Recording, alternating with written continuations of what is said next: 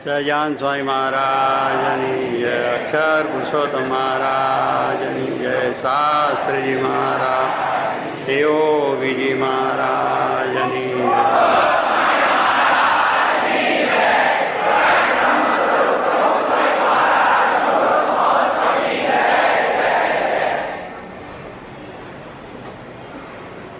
બધાએ બંને પક્ષે બહુ સારી રીતે બધી પોતાનો રજૂઆત થઈ અને વાત પણ કરી છે. કારણ કે બધા શાસ્ત્રોના આધાર લઈને જ વાત કરે છે, મોટા પુરુષના આધાર લઈને વાત કરે છે, પણ એમનું જીવન જોવે ને તો જ બધી ખબર પડે.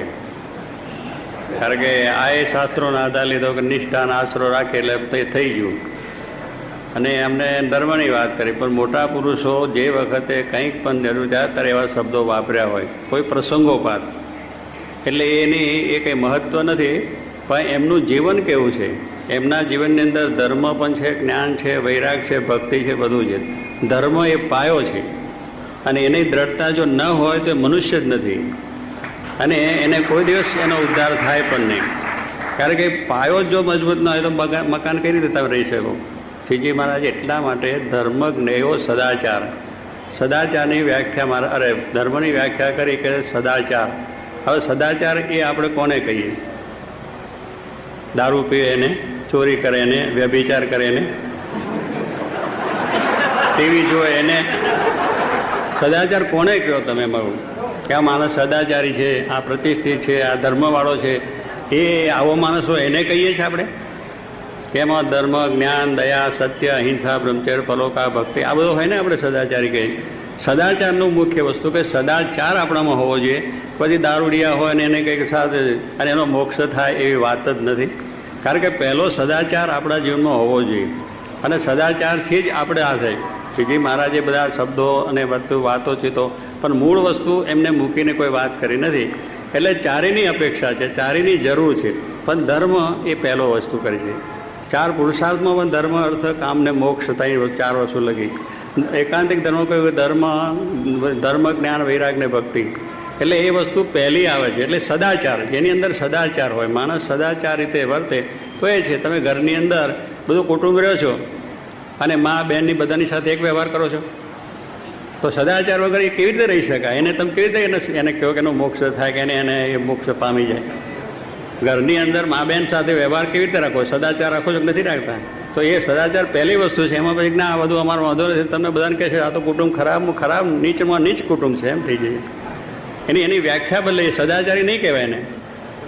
એટલે સદાચારની અંદર જ્ઞાન પણ આવી જાય છે, મહિમા પણ આવી જાય છે. મહિમાની ઓથે શું કે અધર્મ કરે છે ને એને એ વાત મહિમાની ઓથે જ્ઞાન અમને છે, બસ આત્માન પરમાત્મા માણી ગયા, બ્રહ્મરૂપ થઈ ગયા. એટલે બ્રહ્મરૂપ તો એમ નથી થતું. પહેલાં બ્રહ્મરૂપમાં ઇન્દ્રિયોનો સંયમ જોઈએ. ઇન્દ્રિયોનો સંયમ ના હોય ને તમે કેવી રીતે કરી શકો? ભણવા બેઠો છો તો ઇન્દ્રિયોનો સંયમ હોય તો તમે આગળ અભ્યાસ કરો છો, વાંચવાનું, એની અંદર કેટલું મનને બધું આમ કરવું પડે તો આપણે એની અંદર આગળ વધે. તેમ મનને જો આપણે ઠેકાણ ના હોય અને બહુ પાસ થયું ન થવાય, એમ કોઈ પણ ધંધો કરતા હોય તેમાં મન લગાવવું પડે છે, એની એકાગ્રતા કરવી પડે છે, એનું કરવું પડે ત્યારે એ વસ્તુ સાક્ષાત. એમ આ ધર્મને માટે પણ એટલી બધી એકાગ્રતા કરવી પડે. એટલે સદાચારની અંદર આપણું જો મન બરોબર હોય તો પછી એ બધું આગળ આપણે વધી શકાય. એટલે એ વસ્તુને આપણે બરોબર ધ્યાનમાં ના રાખીએ અને પછી આવી રીતે કહીએ એટલે મહિમાને ઓથે મારે કે અધર્મ પણ માણસો કરે છે. ત્યાં અહમ બ્રહ્માસ્મિ થઈ જાય છે માણસો. અહમ બ્રહ્માસ્મિ એટલે કંઈ વર્તવાનું નહીં, કંઈ પાડવાનું નહીં, ઇન્દ્રિયોને મોકળી મૂકી દેવાની, ઇન્દ્રિયોને જેમ ફાવે એમ કરો. પણ સંયમના પાઠો આપણે પહેલાં ગુરુકુળની અંદર પહેલાં અપાતા કે સંયમ એટલે સંયમ, આંખનો સંયમ, કાનનો સંયમ, મોઢાનો સંયમ બધું છે. ટીવી જોવા માટે શું કહે છે કે એટલા માટે કે સંયમ ના હોય ને તમે કહેશો કે એમાં મોક્ષ ક્યાં થાય? ત્યાં તો બધું અધોગતિ જ થાય. એ જોયા પછી તમે શું કર્તવ્ય કરો છો? કોઈનું સારું કરો છો? એ જોયા પછી કોઈનું સારું થયું છે? મારી જોડા જોડી વ્યભિચાર આ બધું એ થાય છે. એ જોવાથી મોક્ષ નથી થયો. અગર આ સદાચારી માણસ પણ બનતો નથી, એ તો નિર્દય માણસ બની જાય છે, ખરાબમાં ખરાબ માણસ બની જાય કે દરેકને ઉપાધિરૂપ થાય. સદાચારી માણસ તો કોઈને ઉપાધિ પણ ના કરે, કોઈને દુઃખ પણ ના કરે, તો એને કંઈક સારી ઉર્ધ્વગતિ થાય. ઉર્ધ્વગતિ થવા માટે એ માણસની આ વસ્તુ જરૂરી. અને જેને અધોગતિ કરવી એના માટે આ શાસ્ત્રોમાં લખ્યું છે કે અધોગતિ એટલે અધોગતિનો પંથો. તમે બીજાને દુઃખ આપો, ત્રાસ આપો, એ સાથે દારૂ પીને માણસ શું કરે? લોકોને મારે છે, જુડે છે, ગામમાં ઘરમાં બધે જ જુડે છે, વ્યભિચાર કરે છે. એનાથી શું દુનિયાની છાપ થાય છે? કેટલું બધું આપણે વાંચીએ છીએ. એટલે એ બધી વસ્તુ છે કે સદાચાર જે મહારાજે કહ્યું છે સદાચાર રાખીએ તો વાંધો. એટલે મહારાજે આપણે કહી છે કે સદાચાર એ અગત્યની વસ્તુ છે, એના ઉપર જ આપણું મદાર છે, અને એ પણ જો આપણે રાખીએ તો જ આપણું સારું થઈ જાય. આપણી પ્રતિષ્ઠા પણ વધે, શાંતિ પણ રહે, કુટુંબમાં શાંતિ રહે, સમાજમાં રહે, રાષ્ટ્રમાં બધી રીતે. અને આપણે ભગવાન પાસે જવું છે તો જ્યાં સુધી આપણામાં સંયમ નહીં આવે ત્યાં સુધી આપણે કોઈ કાર્ય કરી શકીએ નહીં. આ બધું જો કરીશું તો પછી એમાં બીજું સંયમ જેવું ક્યાં રહ્યું કે સંયમ જે આપણે પાડવાની વસ્તુ જ રહેતી નથી. એટલે દરેક રીતે આપણે આ વસ્તુની અંદર એ સંયમ નિયમ જે છે એને કોઈને પાડતા વસમું લાગે છે. આજે છે એ મોકળું મૂકી દેવામાં કોઈને વાંધો નથી, છૂટું મૂકવામાં તો કંઈ કોઈને ઓછું કરવું, ગમે એમ કરો, ગમે તેમ વળતો, એમાં કંઈ છે નહીં. આની અંદર આપણે સંયમની અંદર આપણા મનને મજબૂત કરવું પડે છે, એને કાં એકાગ્ર કરવું પડે છે. એટલે આ સ્વામી કહે છે કોઈને ધર્મ પાળવો ગમતો નથી. જ્ઞાનની વાત કરવાની છડે ચોક વર્તન વાંધો નથી, આપણું કલ્યાણ થઈ ગયું છે, મોટા પુરુષ મળ્યા છે એટલે થઈ ગયું. શ્રીજી મહારાજ સાક્ષાત પૂર્ણ પુરુષોત્તમ હતા, ભગવાન હતા. આમ જેની અમે દ્રષ્ટિ કરીને બધાનું કલ્યાણ થાય, ગમે તેવા માણસની દ્રષ્ટિથી એમ. પણ છતાં આપણને કહ્યું, એમને શિક્ષાપત્રી આપી. એમને શું કરો આપી? કહી દીધું કે તમે જેમ ફાર્મ ભરો, દારૂ પીવો, વ્યભિચાર કરો, જુગાર રમાવો, બનો, સીવીઓ જો, બધું જુઓ, તમારું કલ્યાણ થાય, એવું કંઈ લખ્યું? શિક્ષાપત્રી આપી દીધી. એમને જે કોઈ માણસનું આપે એમના વચન કહ્યું છે કે ચાલો દારૂ પીધો ને કલ્યાણ કર્યું. પણ એ કલ્યાણ કેવું છે? એને બીજો જન્મ લીધો હશે, બીજા 10 જન્મ લીધા હશે, પણ આ જ્યાં સુધી નહીં પાડે ત્યાં સુધી એનું કલ્યાણ નથી, સીધે સીધું નથી એમ કરી નાખ્યું. એટલે ભગવાન તો દયાળુ છે, કોઈ પણ માણસનું કરે, પણ કરે છે તો પણ એની શુદ્ધિ તો કરે જ છે. એના જીવમાંથી વસ્તુ નીકળે નહીં ત્યાં સુધી તો જવાની. ભ્રમરૂપ કંઈ અમથું થવાય છે? ભ્રમરૂપ કંઈ આપણે માનવું બોલ્યા એટલે ભ્રમરૂપ થઈ ગયા? ભ્રમરૂપ તો તમે ભૂલો છો કે હું ભ્રમરૂપ છું, પણ તમને માન આવે છે, ઈર્ષા આવે છે, ક્રોધ આવે છે, લુચ્ચી આવે છે, બધું એ બ્રહ્મ ક્યાં જ્ઞાન? એ બ્રહ્મ ક્યાં એક ગુણ છે? ભ્રમ તો એકદમ એ છે. જો બ્રહ્મ આપણે આ ભ્રમ માનતા હું બ્રહ્મ છું, મને ક્રોધ આવતો હોય, ઈર્ષા આવતી હોય, આવી બધું કર્મ કરતો હોય, તો એ બ્રહ્મની અંદર લક્ષણ. બ્રહ્મ તો શુદ્ધ ચૈતન્ય વસ્તુ છે, તો એમાં બધી શુદ્ધતા હોવી જોઈએ. આ તો અશુદ્ધતાની આપણે વાત કરીએ, હું બ્રહ્મરૂપ છું, હું બ્રહ્મા છું. એટલે એ વસ્તુ ખોટી છે. એ પછી અધર્મની અંદર જવાની વાત છે, અધર્મના રસ્તે દોરવાની વાત છે, લોકોને અધોગતિને પંથની વાત છે. એટલે શ્રીજી મહારાજે આપણને આ વાત સાચી રીતે કરી, અને એ રીતે જો આપણે વર્તીએ તો જ આપણું શ્રેય ને આપણું સુખ ને શાંતિ પણ છે. માણસને સુખ થયું હોય અને આ લોકની અંદર પ્રતિષ્ઠિત હોય તો પણ ધર્મ એ બહુ અગત્યની વસ્તુ. ધર્મવાળા માણસે કહે છે બહુ માણસ સારો છે, અને એને આગળ જઈશું એટલે આપણને કંઈ ખોટું કરશે નહીં, એને ખોટું કરવા દેશે પણ નહીં. એટલી તો છાપ આપણને આ મળે. ધર્મ પાળવાથી પણ માણસ સુખી પણ રહે છે, અને લોકમાં પ્રતિષ્ઠા પણ વધે છે, અને ભગવાનની પ્રસન્નતા મળે છે, અને એનું આગળ જ્ઞાન થાય એટલે પછી મુક્તિ થાય. એટલે એટલું તો આપણને થાય છે. અને જે આવો અધર્મ હોય, દૂર લોકોને ત્રાસ આપતો હોય, દુઃખ આપતો હોય, મારે એ બધું કરતો એને કોઈ સલાહ લેવાઈ જાય કે આ માણસની પાસે જે એટલું આપણું સારું કરે છે એવું વિચાર આવે? કોઈ કહે નહીં કે એની પાસે જશો નહીં, એ તો મારી નાખશે. આપણે સમજાય કે એની પાસે જશો નહીં, તમે ખોટી સલાહ આપીએ, અને આ તો દારૂડીઓ છે, ખોટા રસ્તે ચડાવશે ને તમારા પૈસા જઈને કરે.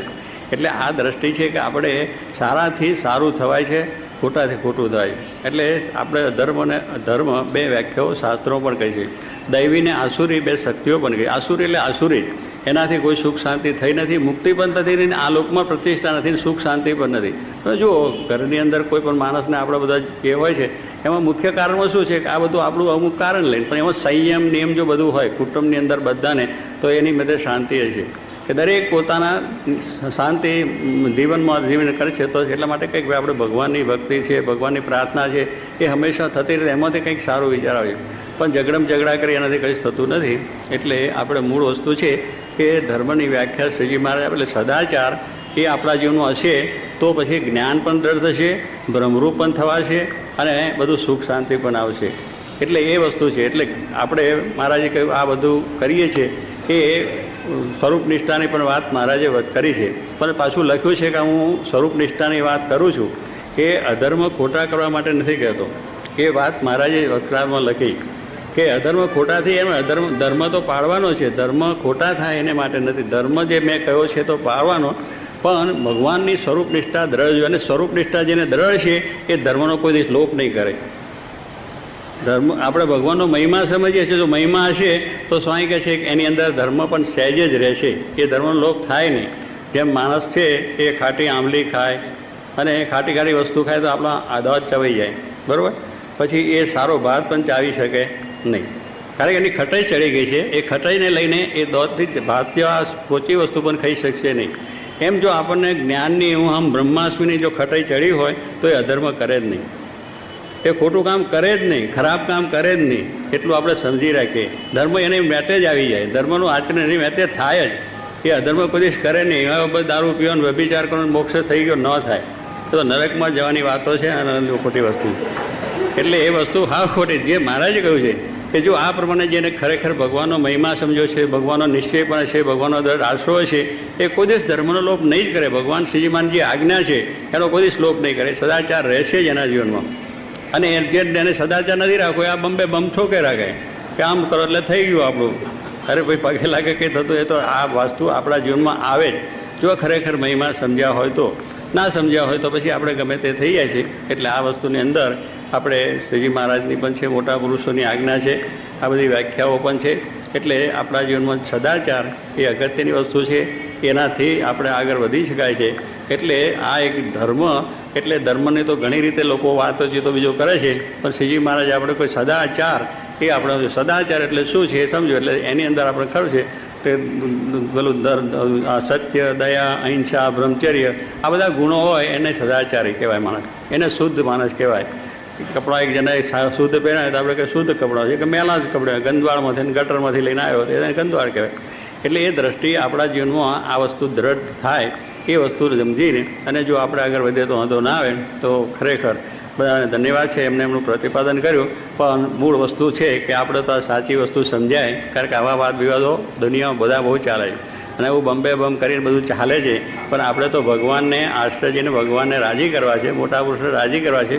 એટલે જેમ રાજી થાય તો એ રાજી શેનાથી થાય છે કે આપણે આ નિયમને સંયમ બધું પાડીએ, ભગવાનની ભક્તિ કરીએ, વ્યવહાર સંસાર કરો, એમાં કંઈ ના નથી. વ્યવહાર કરો, સંસાર કરો, ધંધા પાણી રોજગાર બધું કરો, પણ આ બધા નિયમ સદાચારમાં રહીને કે જેથી કરીને આપણે વ્યવહારમાં ધંધામાં બધી શાંતિ રહે અને ભગવાનની ભક્તિથી આપણું કલ્યાણ થાય. તો આપણા જીવનમાં આ રીતે ખરેખર શ્રીજી મહારાજે આપેલો સદાચાર દ્રઢ થાય અને ત્યાર પછી આપણા જીવનમાં આવો જે જ્ઞાન થઈ અને આપણી મોક્ષ પ્રાપ્તિ થાય. ભગવાન બળ બધાને સર્વને આપે જ પ્રાર્થના.